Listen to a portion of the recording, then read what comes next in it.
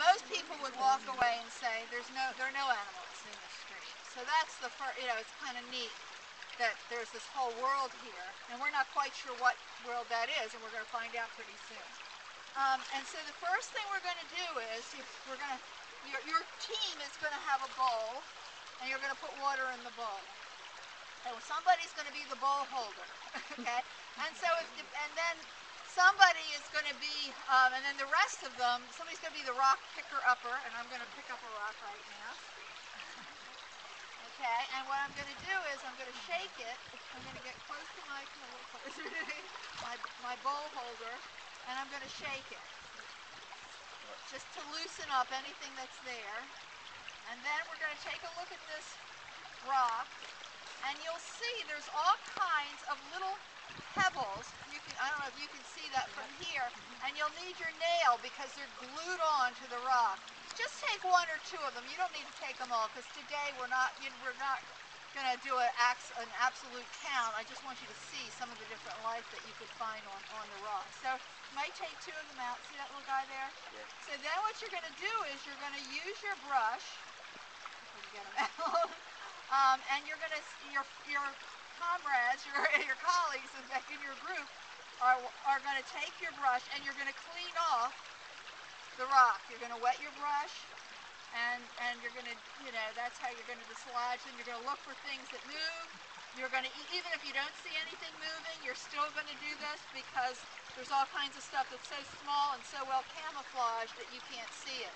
Once you think that you've cleared off the rock, and do you see stuff? Yeah, there's lots of stuff. Yeah. So with this one rock, because this stream is in such good shape, we're finding a bunch of different things just by doing this little bit.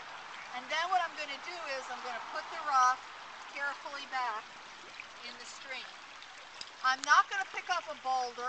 I'm going to pick up something I can comfortably hold in my hand. And if something actually crawls up on my hand, I'm not going to scream and throw the rock up in the air. Right? That's really bad. These are not going to hurt you. None of these are going to do you any harm. So feel honored and just shake your hand and put it in the bowl. Isn't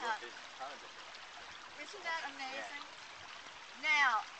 Now I give my idiot speech because, I could say, now here we are, we're traipsing, every time we take a step, we're causing some damage in the stream. That's why it's not great to go walking up and down streams. We actually only have this place to work at the center because the researchers are using the rest of the system. So we are very protective of this piece of stream. So I put people in groups, and then I tell them, so team one, I put them over here. You're going to form a tight circle, and you freeze your feet. You don't move. You can eat. There are rocks everywhere. So you can pick the rocks up and shake them and do this activity and then get out. When everybody's had a chance, you're going to pass the bowl to me, then you would pick up a rock. So everybody gets a turn to pick up a rock. Everybody gets a turn to hold the bowl.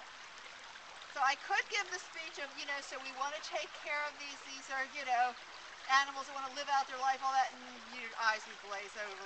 And this is especially a talk for little boys, okay?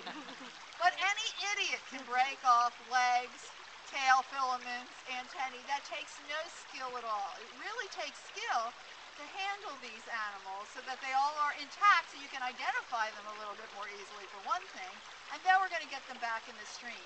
And the idiot talk works really well, I have found, because people, want to feel that they're accomplished, and if you say it, you make it as a skill thing, then it just puts a whole different, kind of angle on handling these animals.